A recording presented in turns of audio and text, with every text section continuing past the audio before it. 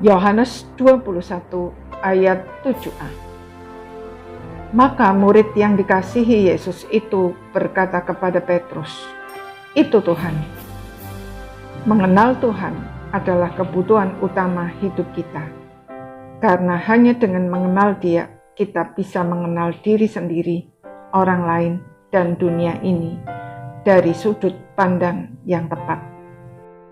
Dengan demikian, kita bisa memahami maksud Tuhan dan bersikap dengan benar dalam segala situasi yang terjadi dalam hidup ini, serta memperoleh manfaat untuk bertumbuh secara maksimal.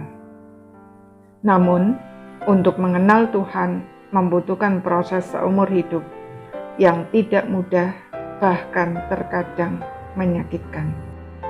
Puji Tuhan, sebagaimana Dia tidak menyerah terhadap para muridnya, Dia juga tidak pernah menyerah menghadapi kebebalan kita.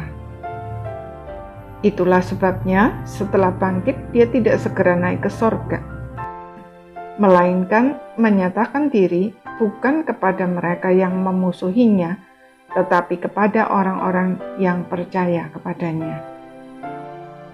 Kepada Maria Magdalena, 2 orang Emmaus, semua murid tanpa Thomas, dan dengan Thomas, kali ini kepada 7 orang murid yang sedang berusaha menangkap ikan di Danau Tiberias. Alkitab tidak menjelaskan mengapa mereka pergi menangkap ikan, tetapi yang jelas Tuhan Yesus menggunakan momen itu untuk memberikan kesempatan kepada mereka mengenalnya lebih dalam. Maka, seperti yang pernah dilakukannya pada awal pelayanannya, setelah para muridnya itu semalam-malaman tidak mendapat apa-apa, Dia menyuruh mereka untuk menebarkan jala mereka ke sebelah kanan perahu. Hasilnya, mereka tidak dapat menariknya kembali karena begitu banyak ikan yang terjaring. Ajaibnya, jala mereka tetap utuh.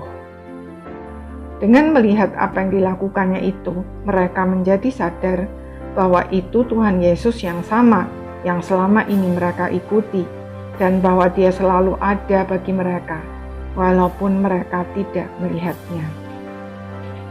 Setelah mereka sampai di pantai, mereka melihat Tuhan Yesus sudah menyiapkan ikan dan roti.